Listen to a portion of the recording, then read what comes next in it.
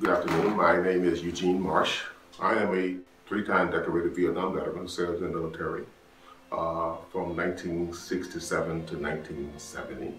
I am a volunteer. I was not drafted. My reason for this going to the military was to escape poverty. That was the main purpose. And I mean, truly, the poverty which I experienced in the South before I joined the military was very harsh, because I grew up in the area of Jim Crow time period in South Carolina during a time of segregation and racism and bigotry that took place in South Carolina. There were really no resources, so I chose to join the military to get some exposure and see the world, basically. I was trained to be an infantry soldier, 11 Bravo. I went to basic training at Fort Jackson, South Carolina, advanced military training, infantry training at Fort Jackson. I was a grunt. I was a foot soldier. I would say that I was a warrior in some ways, being prepared to confront the enemy and learn basic skill sets as an infantry soldier. I served a very small amount of time in Würzburg, Germany, which I was really thought I was going to do my full 3 years in the military, but that was short-lived. After I completed jump school, I was given orders to go to Vietnam. When I returned home in 1970 from Vietnam, and again, I was poor, black, and uneducated. I was a 21-year-old kid.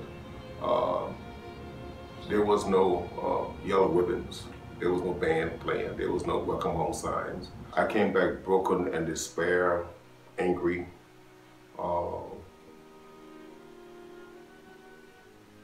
Confused, not wanting to stay connected with the men that I said were in combat.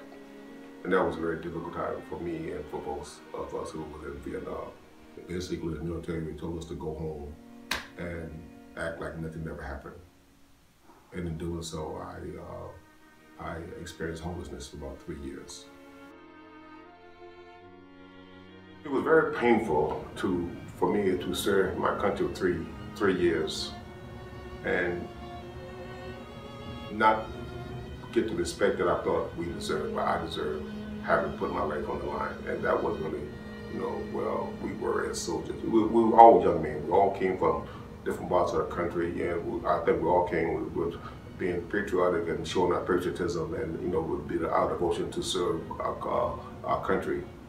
But our country didn't understand, couldn't relate to what we experienced during that time period in Vietnam. Even when I came back and applied for jobs in South Carolina, it was an insult to say that you was a Vietnam veteran, because employers will not hire you, and more especially they want to hire African Americans. That was a true factor of young men like myself who had served in the military. We came back home, distinguished with medals, could not find jobs. So when I was diagnosed with PTSD, is when the counselors began to pull away the layers, which I had sort of put around me to isolate myself from what I did not want others to know. And that was the turning point of my life. I think the veterans who are returning home today are in a much better position, are much more recognized for what they're doing and what they have accomplished. And truly, they should receive accolades and congratulations and rewards for putting their lives in the hands of the federal government to serve this country, and not to be left on the street corners or turning their back on veterans, both men and women, who have paid the ultimate price.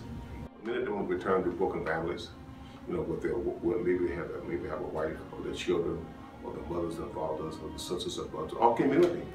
And from their vantage point, they see the person as being a hero. They see the person as being, he and she went off and came back home with medals on their chest, but it's more than that. So you see there are veterans who may be suffering from PTSD, or who may be codependent, who may be using some type of substance abuse, maybe alcohol or drugs. So the combination of those two issues, or three issues, have to be addressed in a way that you can begin to pull away and to address in each individual disorder, so you can come up with a solution or a plan or treatment plan for him or her to work towards. I probably say because my own involvement with the VA Hospital in Philadelphia is addressing those issues. And proudly they have said we are here to help our veterans recover and be supportive of whatever issue whatever medical issue they are experiencing. So I know personally that the doors are open.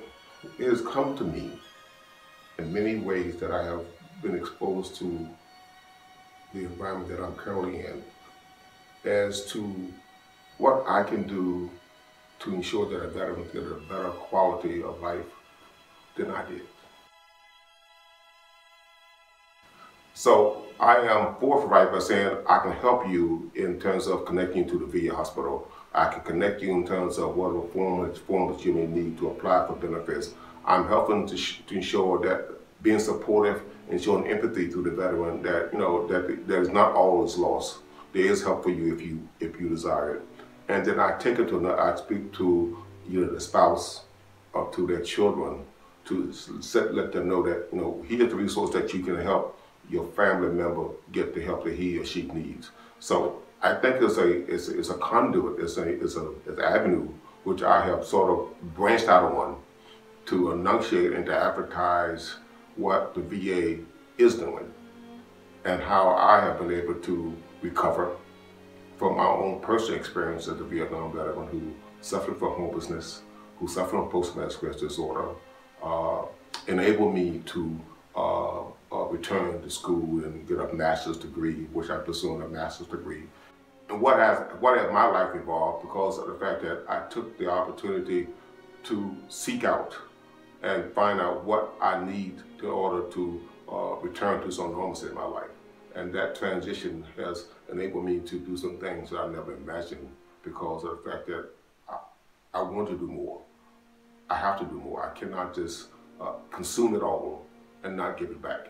When I go to different cities and different locations and see veterans with a sign saying, help me or looking for a donation, and it's something about that for me that it just draws me to the full center.